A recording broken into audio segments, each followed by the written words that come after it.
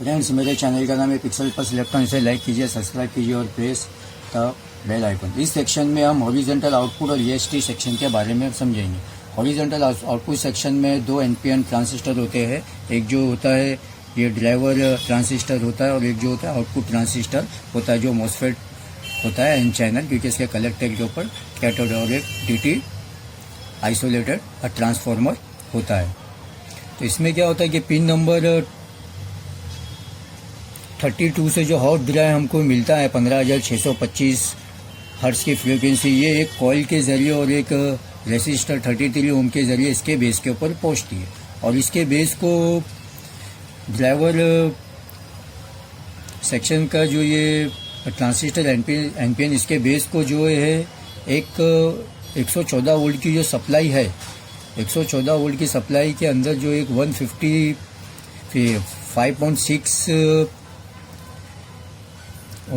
Kilo ohm का एक resistor होता है और एक ये 1.8 किलो के रेसिस्टर से होते हुए यहाँ पर पहुँचते हैं। और इसके कलेक्टर को 114 वोल्ट से रेसिस्टर के जरिए, ये देखिए ये 2 वोल्ट का एक रेसिस्टर है, 1.2 के का एक जो ड्राइवर ट्रांसफार्मर होता है आइसोलेटेड ट्रांसफार्मर, इसके प्राइमरी साइड की वाइंडिंग से होते हुए इसके कलेक्टर पर पहुंचती है, जो कि फिल्टर करके ग्राउंड करके इसको ग्राउंड सिंक भी दे के कलेक्टर के ऊपर पहुंचती है। तो ये जो हमारी 15,625 हर्ट्ज की हॉरिजॉन्टल फ्रीक्वेंसी यहाँ पर एम्पलीफाई होकर यहाँ पर मैग्नेटिक फील्ड बनकर सेकेंडरी साइड की कॉइल में जाती है, सेकेंडरी साइड की कॉइल में जाती है। और ये ड्राइवर ट्रांजिस्टर का एमिटर ग्राउंड भी होता है। और हमारी जो ये एम्पलीफाई हॉरिजॉन्टल पल्स या एम्पलीफाई होकर इसके बेस पर सेकेंडरी साइड की कॉइल से मॉसफेट जो हमारा होता है, ये MOSFET and horse output transistor के बेस के ऊपर पहुंचती है, जो कि इससे फिल्टर होकर पहुंचती है। और इसका जो एक सिरा जो होता है ये डीटी का, ये साइड का सिरा ग्राउंड होता है। इसमें कोई भी सिरा यहाँ पर ग्राउंड नहीं होता, इसके बेस पर पहुंचती है। और इसका जो एमीटर होता है ये ग्राउंड होता है। एमीटर और कलेक्टर के बीच में एक डायोड लगा हुआ होता है, जिसकी वजह से ये हमारा आउटपुट ट्रांजिस्टर एक स्विच की तरह काम करता है। बेस पर पल्स आते ही ये ऑन हो जाता है और बेस पर पल्स बंद होने पर यह ऑफ हो जाता है। एसएमपीएस से आने वाली जो 114 वोल्ट की सप्लाई है वो एक, ये देखो ये 114 वोल्ट की सप्लाई है कॉइल के जरिए, और यहाँ पे एक कॉइल लगी हुई होती है और एक 1 ओम का या 33 ओम का रेसिस्टर, और यहाँ पर एक डायोड या जीनर डायोड भी लगा हुआ रहता है, वो 120 वोल्ट का जीनर डायोड वो भी लगा हुआ रहता है। उसमें से होती हुई ईएसटी की पिन नंबर 35 पर पिन नंबर 5 पर पहुँचती है। यहाँ पे 3 दिया हुआ है, लेकिन यहाँ पे आप 5 कंसीडर करके चलो। यहाँ पे पिन नंबर 5 पर पहुँचती है और पिन नंबर 3 से जुड़ी हुई रहती है। यहाँ पे 3 समझो, अभी यहाँ 5 की जगह पे 3 समझो, ये 5 ये 3 और ये 3 से जुड़ी हुई होती है। और पिन नंबर 1 2 3 से भी जुड़ी हुई होती है, यानी ये 1 2 3 और ये 5, 1 2 3 और ये 5 से आपस में सब जुड़े हुए हैं। और पिन नंबर 1 में से होकर डीसी सप्लाई जो है 400, ये जो हमारा पिन नंबर 1 में से होते हुए हमारा पिन नंबर 1 में से होते हुए जो हमारा ये डीसी सप्लाई जो है ये यहाँ पर पहुँचती है, यानी 110 वोल्ट यहाँ पर पहुँचते हैं इसके कॉइल के ऊपर, ये L406, और यहाँ से इसको फिल्टर करके इस कैपेसिटर से यहाँ पर पहुँचती है।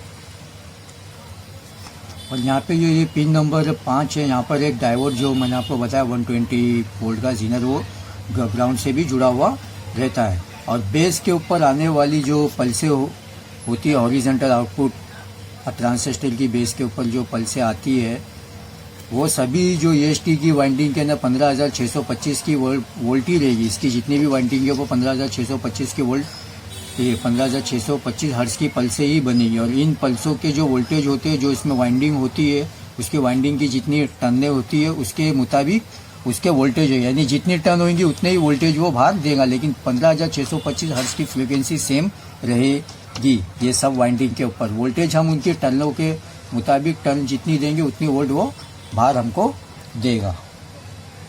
और EST की पिन नंबर 1 की जो पल्से है ये हमारे योग कॉइल को भी दी जाती है। योग कॉइल का दूसरा सिरा ये लिनियरिटी कॉइल और ये 1 किलो और 1 वॉट का रेसिस्टर और ये कैपेसिटर है जो 400 वोल्ट का, जो हम हॉर्स लाइन वर्टिकल लाइन आने पर ये चेक करते हैं, ये आप ध्यान रखना, उससे को भी दिया जाता है। पिन नंबर 1 से 15,625 हर्ट्ज की फ्रीक्वेंसी को योग पे दिया जाता है।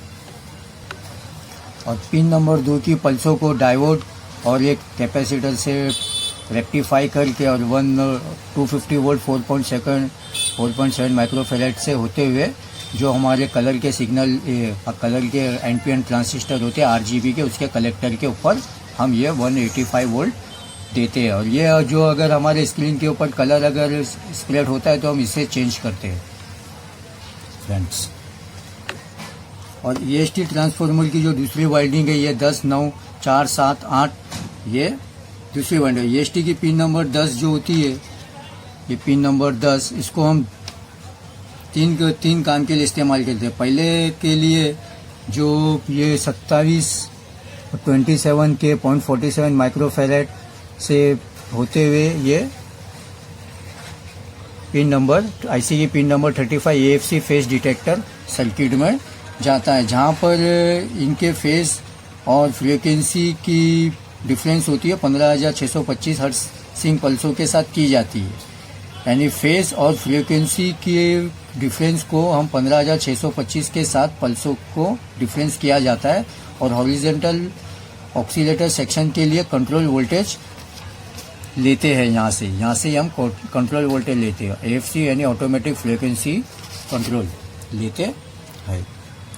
और दूसरा काम पिन EST की पिन नंबर 10 से ये 0.47 माइक्रोफेरेड 50 वोल्ट और ये R322 2K से होते हुए R512 और ये जो यहाँ पर जीनर भी लगा हुआ है 50 वोल्ट का, यहाँ पे ये भी 2K का रेसिस्टर है, इससे इसको ग्राउंड करके R512 100 के से लेते हुए पिन नंबर 38 में देते हैं, जहाँ पर ये 513 15K और ये 2 PF का कैपेसिटर भी लगा हुआ है इसको फिल्टर करने के, जो इसके ब्रश गेट को देते हैं, जहाँ पर कलर प्लस वीडियो सिग्नल के अंदर से ब्रश पल्सों को अलग किया जाता है।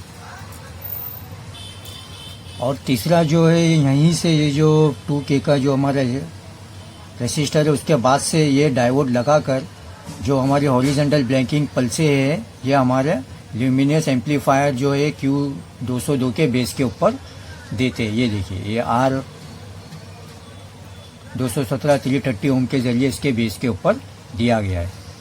हॉरिजॉन्टल ब्लैंकिंग पल्स भी दे रहे हैं और यहाँ से वर्टिकल पल्स भी दे रहे हैं, ये दोनों पल्स एक साथ जाती है और ये हमारा ल्यूमिनियस Y एम्पलीफायर है। ये देखिए इसको 7 वोल्ट भी यहाँ से मिलते हुए यहाँ पर एमीटर जो है, ये सबके एमीटर जो होते हैं हमारे RGB के जो एमीटर होते हैं उसके एमीटर पर ये 7-8 वोल्ट जाते हैं।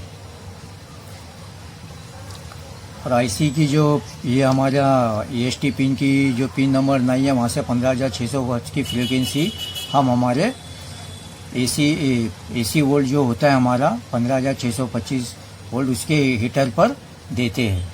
ये देखो ये हीटर के लिए जा रही है, ये हीटर है हमारा, ये हीटर के लिए ये पिन नंबर 9 से ही रेसिस्टर और वो लगाकर हम यहाँ पर देते हैं। इसके 2 काम होते हैं, यहाँ से जो 2 काम के लिए इस्तेमाल होती है।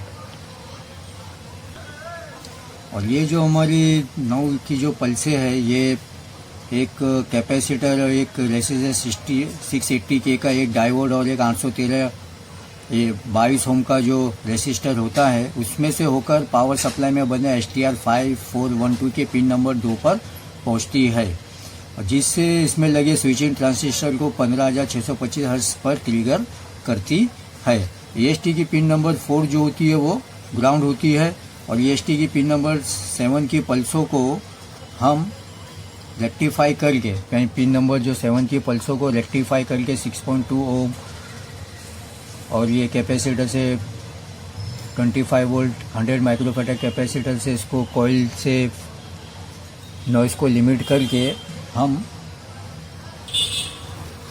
यानी रेक्टिफाई करके नॉइज़ को लिमिट करके 12 वोल्ट की सप्लाई हम लेते हैं। ये 12 वोल्ट की सप्लाई हमने ये पिन से लिए हुए, पिन नंबर 7 है, जिसको बहुत से सेक्शनों में CRT TV के बहुत से सेक्शनों में इस्तेमाल करते हैं।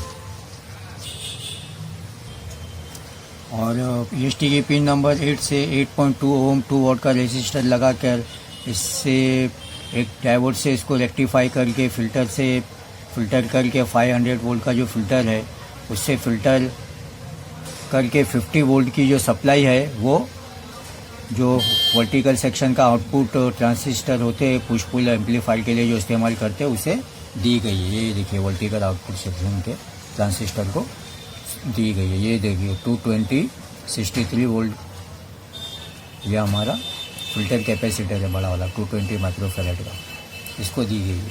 ये सब मैंने आपको वर्टिकल सेक्शन में समझाया है।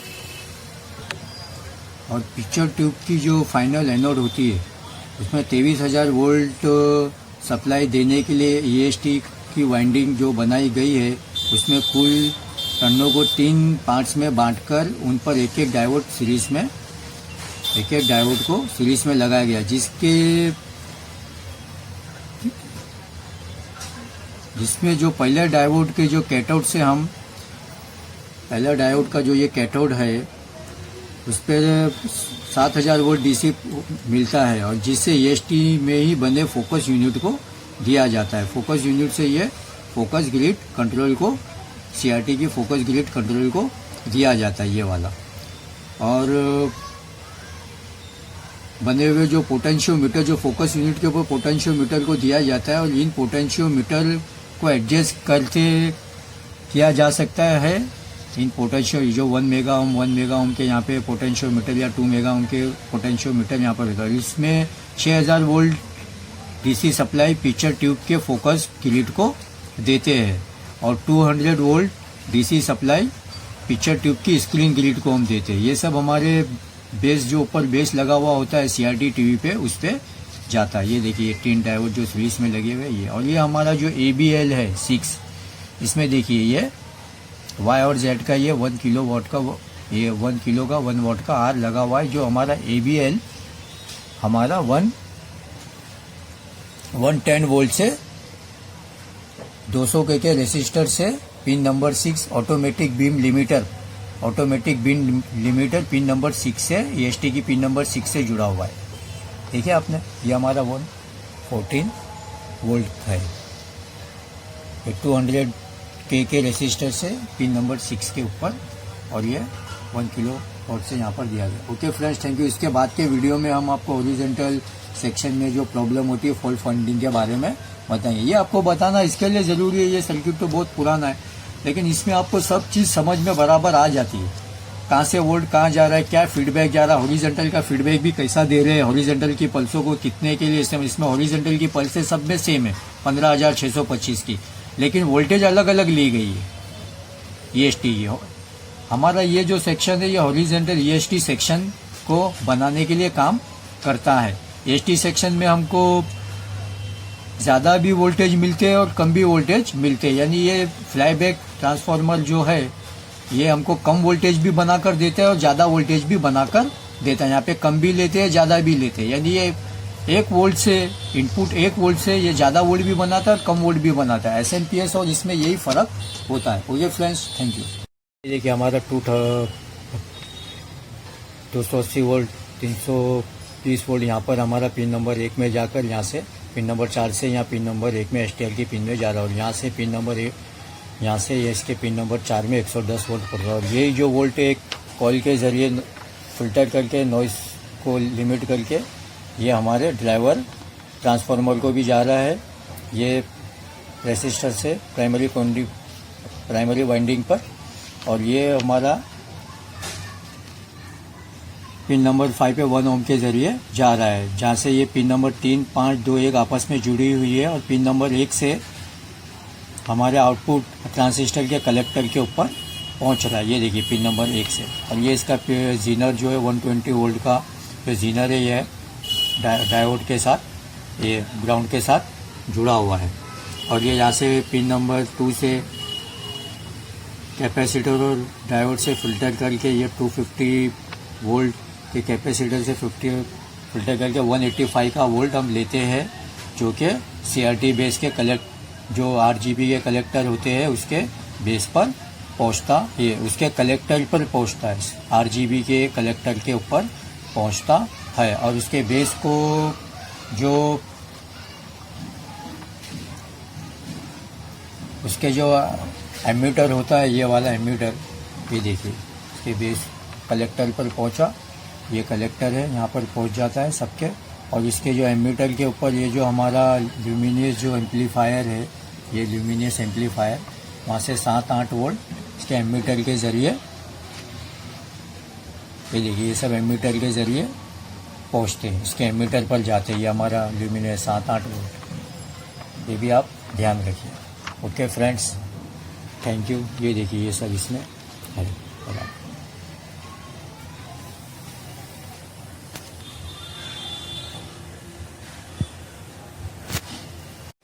और पिन नंबर जो ये हमारी 9 है, 9 से हम इसके हीटर में भी दे रहे हैं 5 वोल्ट AC जो 15,625 हर्ट्ज की फ्रीक्वेंसी। पिन नंबर 9 से ये हम STL की जो पिन नंबर 2 है 15,625 की पिन नंबर 2 पर हम फीडबैक दे रहे हैं। देखिए ये 10 वोल्ट की फीडबैक जा रही है, ये देखिए। ये भी आप ध्यान रखिए फ्रेंड्स। Okay, thank you. मेरे चैनल को लाइक कीजिए, सब्सक्राइब कीजिए।